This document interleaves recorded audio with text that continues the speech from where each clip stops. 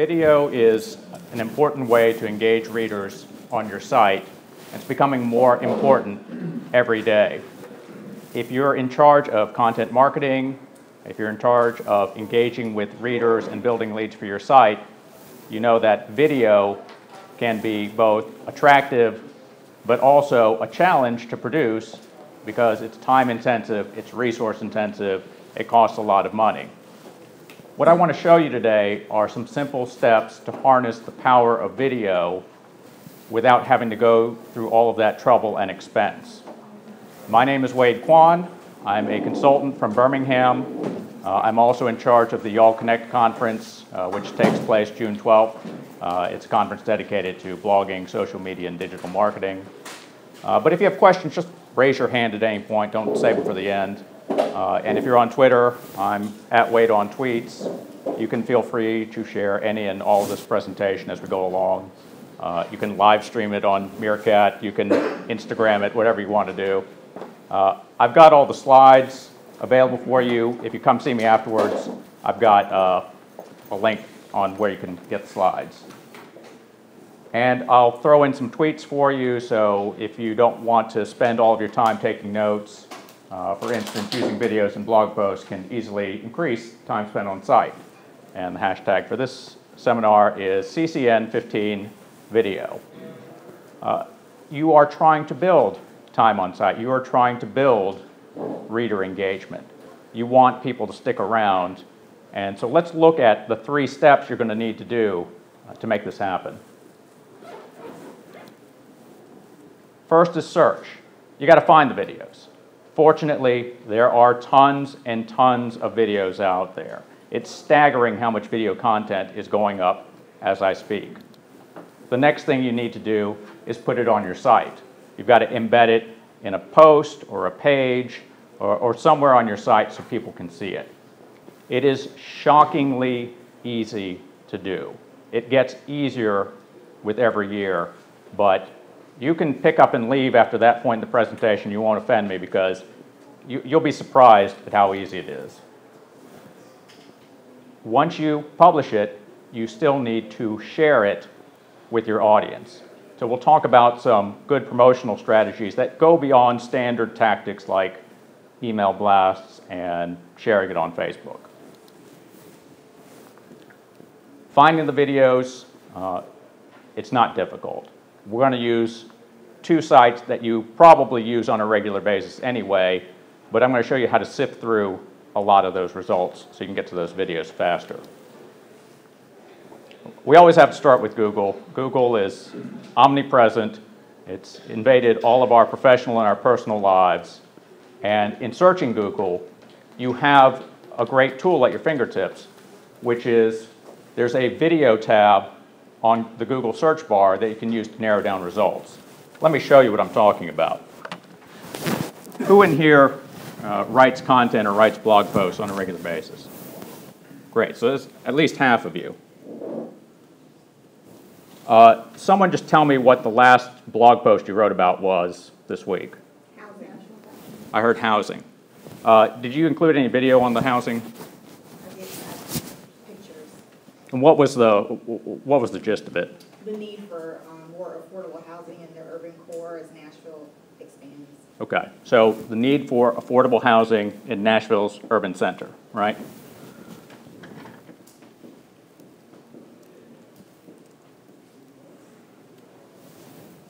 All right, so I typed in affordable urban housing, and we only got 85 million results. So, Could you put Nashville? well, let me show you a different way to narrow it down real quick. We may need to do that, but up here, you have web, shopping, images, news, maps, more, and under more, we have videos. Now it's down to 250,000 results, but if we scroll down, we see examples from YouTube,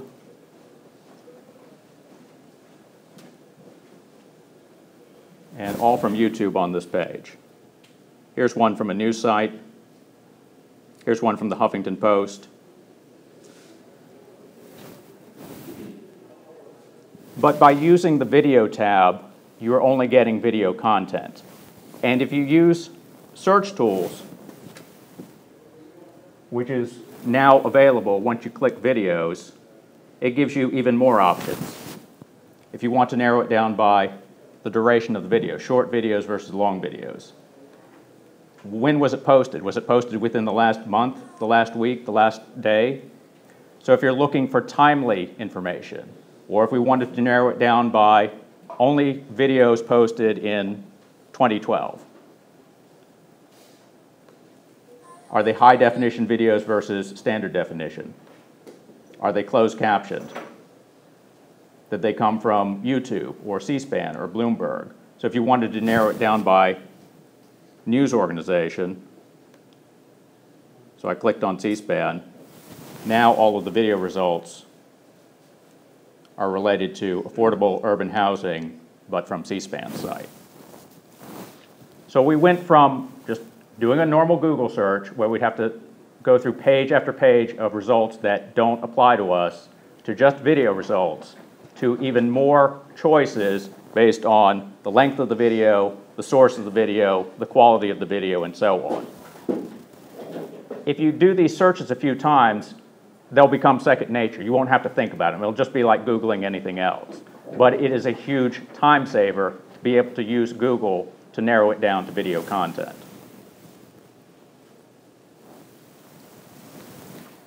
The other search engine that I like to use is YouTube. I use this on a daily basis, and I use it to put together a lot of posts about different topics that involve video. As you probably know, YouTube is owned by Google, so it's got a robust search engine, but it's got different types of ways to narrow down the videos. I'm going to take your search term again, affordable urban housing, but we're going to put it into YouTube. So, front page of YouTube, affordable urban housing. And as you can see, about 38,000 results. Not nearly as many as Google, but it's only searching within YouTube. But up here in the upper left, you see filters. If you click on filters, you can narrow down the videos again. You can do it by those that were posted in the last week or the last month. You can narrow down your type of search. Do you only want videos, or do you want channels devoted to affordable urban housing? Do you want short videos, long videos? Do you want those with subtitles or in HD or with Creative Commons licensing? Or do you want to sort it by when it was uploaded, or how relevant it is to your search terms, or the view count, or by the user rating? One way that I search and narrow it down is view count. So if I click on that, everything on this page is sorted by number of views. In other words, popularity. So this first one, Berkeley's backyard tiny house, 116,000 views. Urban modular housing, 17,000 views. HUD's affordable housing crisis, 12,500 views, and so on. Sorting by popularity helps you narrow down, helps you crowdsource what videos to use quickly, because millions of viewers have already told you which ones are the likely videos that will hold your reader's attention. So you don't have to watch hour upon hour of video. You can just go look at the statistics, you can sort by them, and the videos that have the most views, those are likely the ones that you should include on your site. Does that make sense?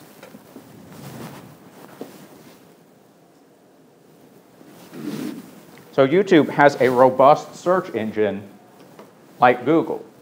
It's just different in the sense that it only searches within YouTube, and it has different types of filters that you can use to narrow down the views. But narrowing it down for me by view count is extremely important, because instead of looking at 20,000 videos, I just look at the top 10.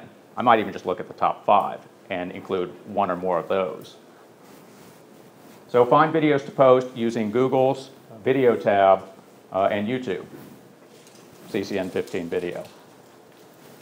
These are search tools that you're probably already using, but now you know how to get to the videos that will make the biggest splash with your readers. Now you need to know how to post them on your site.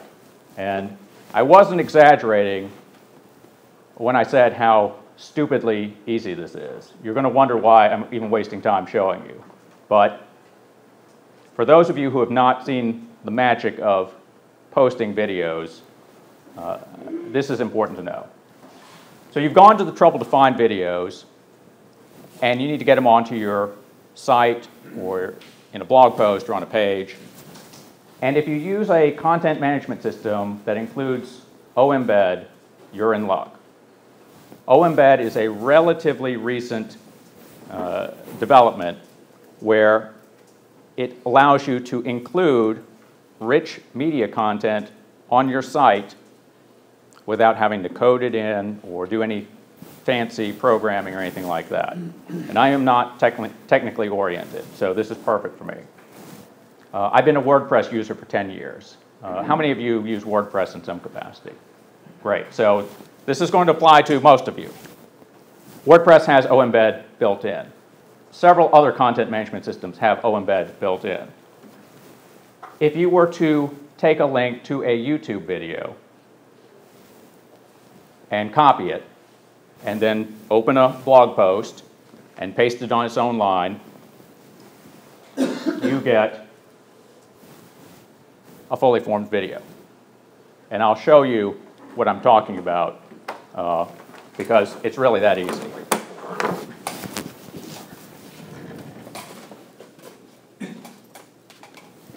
So here is that video. And I'm just going to copy the URL. And here's just a blank blog post that I have up. And I'll put it in visual mode. I'm going to paste it. Now, before I could do anything else, that video is already popped in, fully formed, ready to go. But I'll hit Save Draft. So it's saved. I'll go to the preview window, and the preview window is blank right now, but I'll reload the preview window. And there's the video. It's good to go. I can scrub to anywhere in the video. I can even go to the preview window and play the video from the preview window. It is that darn easy. You can leave now. I mean, I'm done. That's most of it right there. But I'll show you a couple more things if you choose to stick around. But all I did out of millions upon millions of videos is just take the link, copy it, paste it in the blog post, done. I hit publish. I can write around it if I want to, I can add copy to it, or I can just leave it as is. The beauty of Embed, question? If this is a little off topic, just let me know. So I'm curious, with a website that's mine, with videos that I'm producing, do you recommend storing them on something like Vimeo or YouTube, and then embedding from there on the website? So your question is, you create your own video content. Should you upload it to a site like YouTube or Vimeo and then post it on your site versus just posting it native to your server? And if so, do you have a preferred site for that? That's a very good question, and I actually will come to that in the third part. Cool. So we will talk about options on where to host your video and why, what strategy is behind it. The Embed system is so rich that here's a list for WordPress of the sites that you can now use Embed just by copying and pasting. So Flickr, Funny or Die, Hulu, Instagram, Kickstarter, Meetup, Scribd, SlideShare, SmugMug, SoundCloud, Spotify, TED, Tumblr, Twitter, Vimeo, Vine, and YouTube. With copying and pasting the links to all of these things, you can quickly embed videos, slide decks, songs, playlists, and the player is already in there. You don't have to do anything beyond copy, paste, and publish. Now you'll note on that list that Facebook isn't on that list. Can you embed Facebook videos? If you've strolled through Facebook, you know that they are really, really, really pushing videos. When you look at it on your desktop, when you look at it on your phone or tablet, one of the first things you notice is there's more videos in your stream, and they're auto-playing without sound. No matter what your data plan is, they are determined to squeeze all of the data out of it by running these videos without your permission. But they know something, which is you are more likely to stop scrolling and look at the video if it's already in motion. And you can see which videos are the most popular because they're either popping up on your stream or they have a lot of likes and shares. But the question is, can you embed Facebook video content? Well, here's a video page for a news report that a couple of friends of mine have done. So I will take the URL, copy it. I will delete out this video. And there's the link to the video. I'll save it. I'll reload this window and see what happens.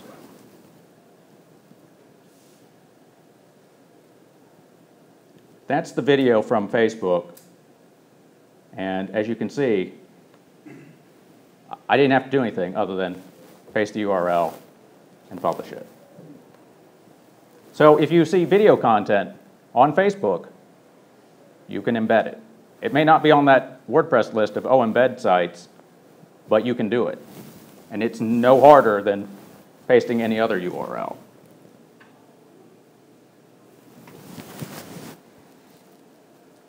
So embedding video in blog posts as simple as pasting the video's URL on its own line.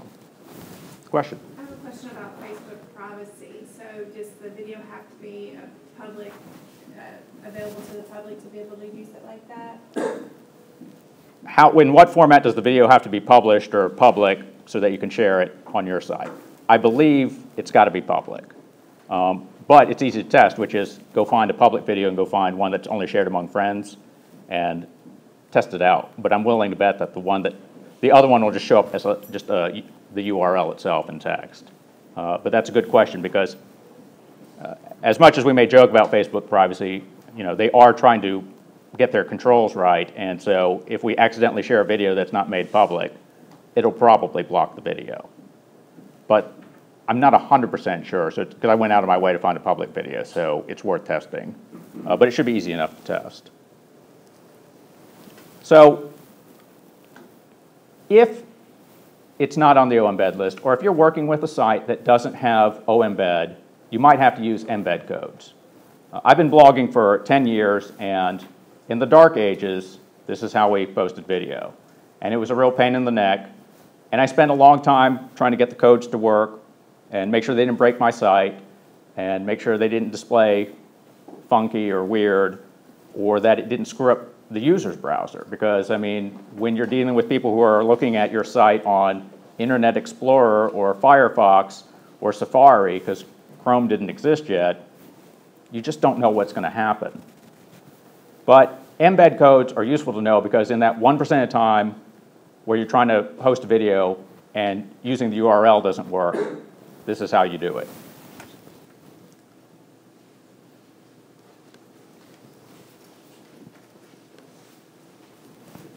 Here's a video on CNET. It's some product video about something called the Apple Watch, which maybe you've heard of, but apparently a lot of people want to see this video. So I copied the URL, and I'll paste it in. I'll save the draft, and we'll reload it, and we'll see what happens.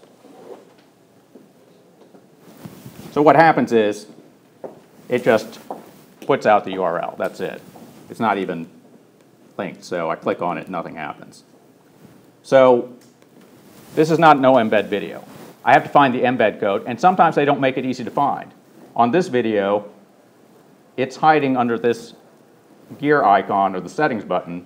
If I click on that and then click on the embed logo, which in this case looks like a less than sign and a greater than sign, there's the code. So I can copy the code to the clipboard. I will paste it in here, and I'll paste it in text or HTML mode. I won't paste it in display mode or WYSIWYG mode. I'll save it. And I'll reload the post.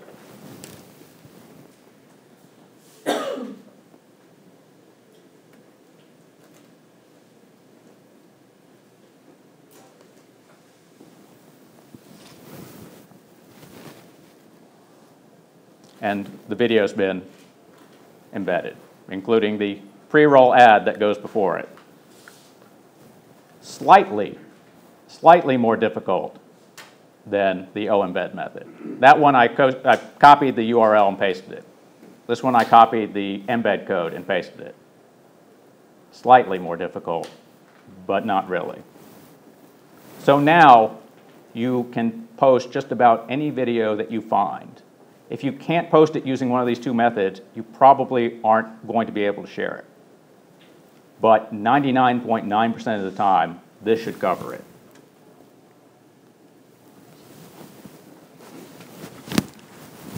So you know how to find the videos, and now you know how to post them on your site. But you still have one job to do, and that's promote your content. Your job's never over when you hit publish.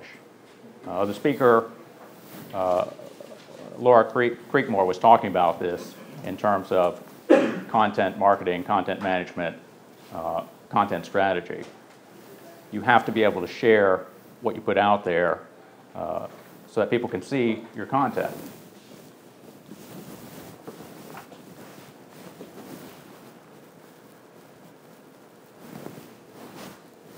The job isn't over when you hit publish. You've got to promote beyond that so that your fans know what you're sharing.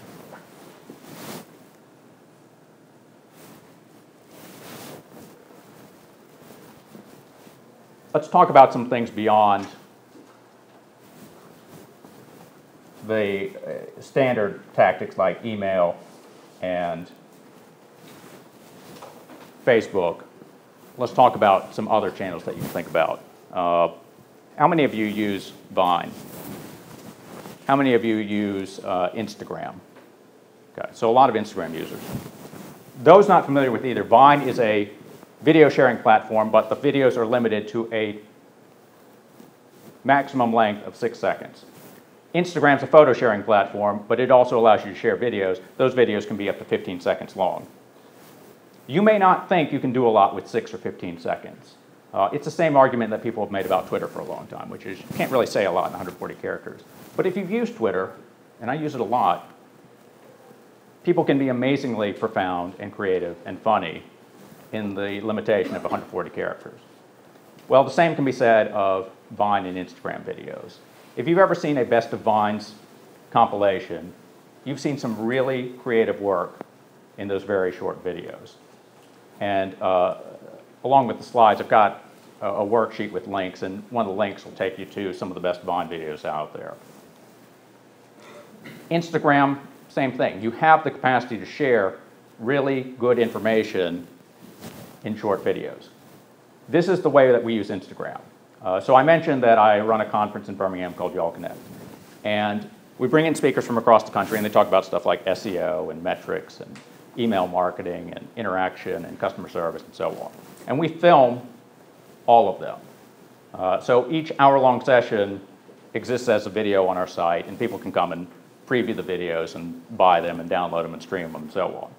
And we post free clips on YouTube. So you can watch these 2 to 3 minute clips of them talking about different points that they're making about digital marketing. So there's an opportunity for people to see it and understand what the speaker's talking about and get a sample of what they might be purchasing. Instagram, we use for the standard photo sharing and so on. But we also share sound bites from our speakers. And when your video is 15 seconds long, that's long enough for them to make a point. 1 or 2 sentences long, no more than that. You can make an infinite number of videos from a 60-minute clip into 15-second sound bites. When you have 27 hours of video, you can make a ton, an endless supply of video clips to share on Instagram. Because my goal is If you get something out of that clip, that's great. That's all I want. If you want to see more, you know how to get to our site. You know how to go see more videos. But if you enjoy the clip or you learn something from it, that's good enough, even if it's only 12 seconds long. But Instagram gives us a way to use all that video content and not just have it hidden somewhere on a server, but to show off these speakers and let them share their knowledge, and of course extend the brand of Y'all Connect to people who may not see it anywhere else. Think about the restrictions of Vine and Instagram, and if you are producing original video content, how you can maximize your reach by using these platforms creatively. Those limits spark creativity. You can do some wonderful things if you think creatively and not just do what everyone else is doing.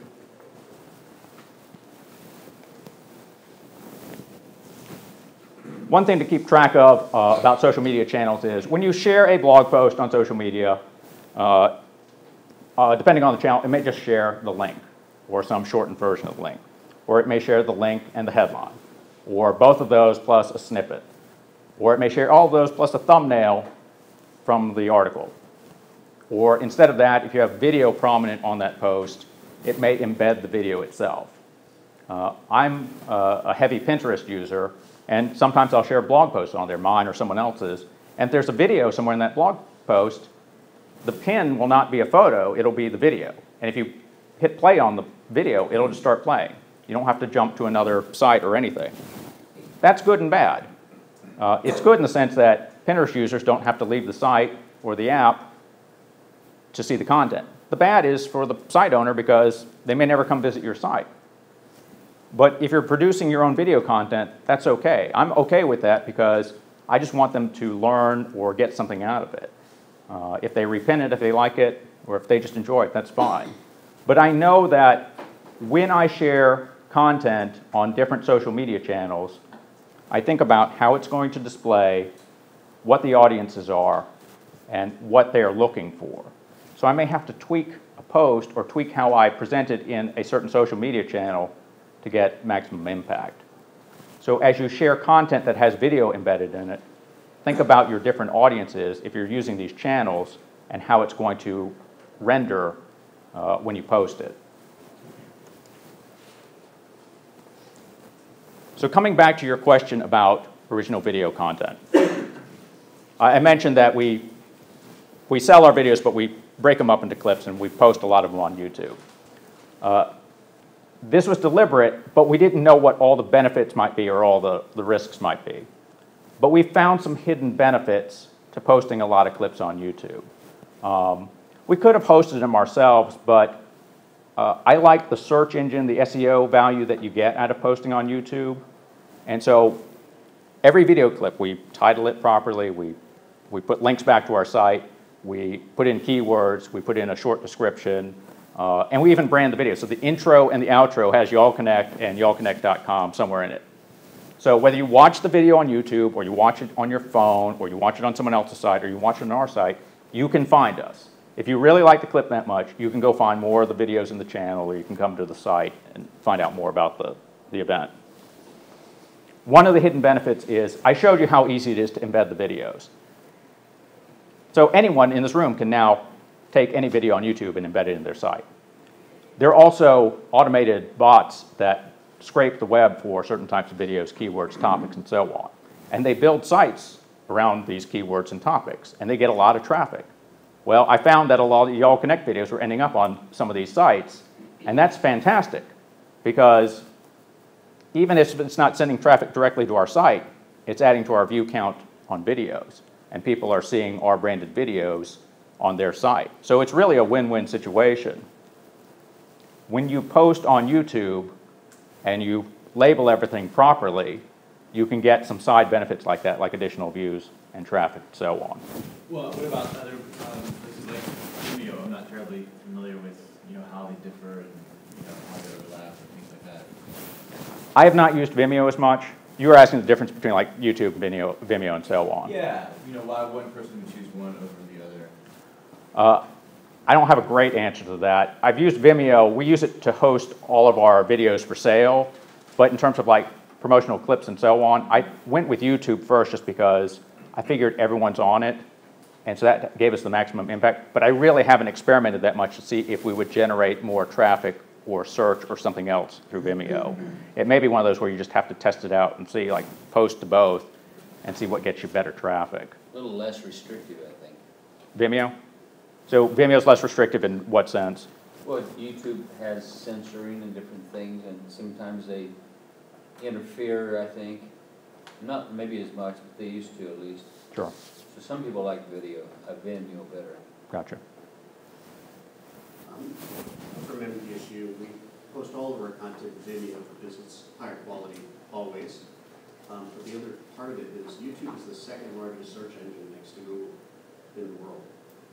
So because now you're getting benefit of Google and YouTube search use.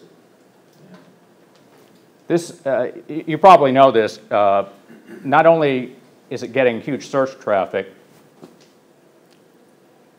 and this is an older statistic, for every second that passes, 1 hour of video is uploaded to YouTube, which means since the start of this talk, there have been 1,800 hours of video content added to YouTube. You will never run out of material searching on YouTube. Just weeks and weeks of content.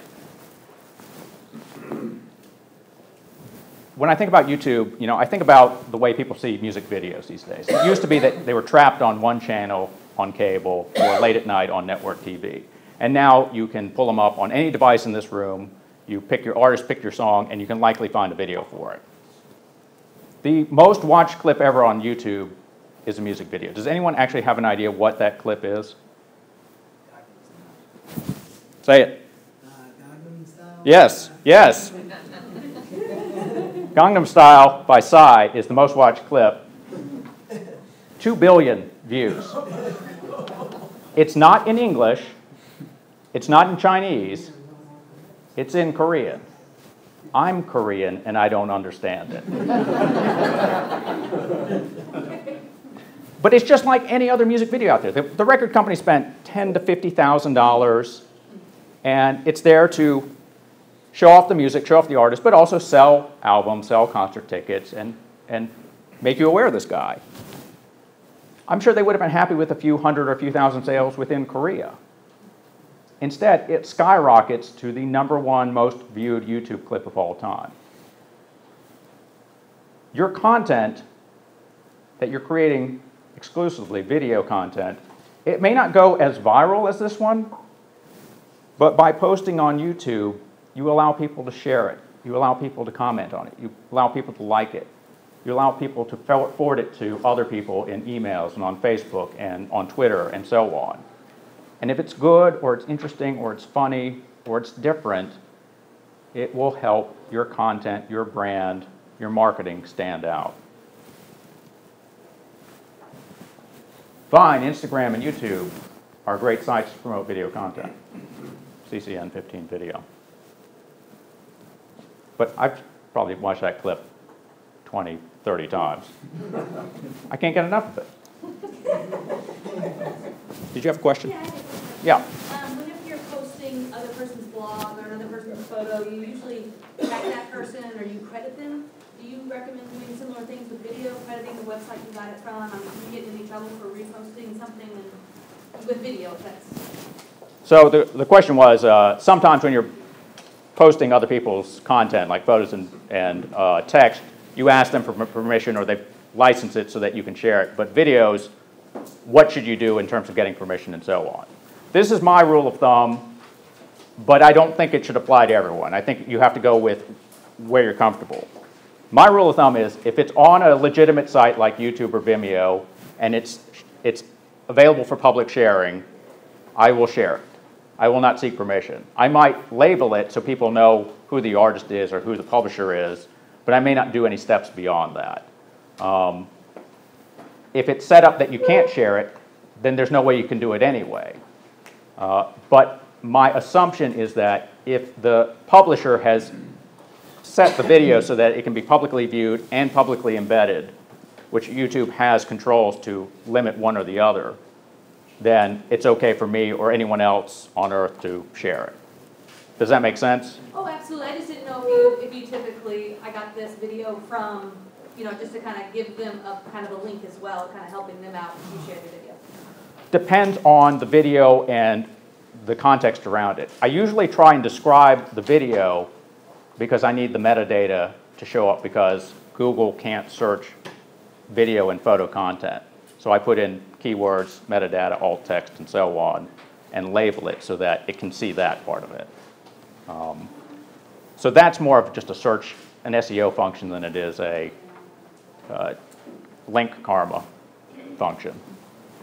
If you have questions and you don't think of them today, email me, wade@wadekwon.com. You can visit my site for more posts like this. And if you have questions, you can also share them on Twitter @WadeOnTweets. And if you had a friend or a colleague who couldn't make it today, you can send them this link. It's Wade/CCN15, and there's a form on that link that they can get the slides. And of course, you can tweet that out as well. See, I told you I'd make everything super simple and easy for you. You did too. Take all this video that you learn about, share it with folks, and make your marketing stand out. Thanks. Thank you, sir. Great class. Very good. Thank you.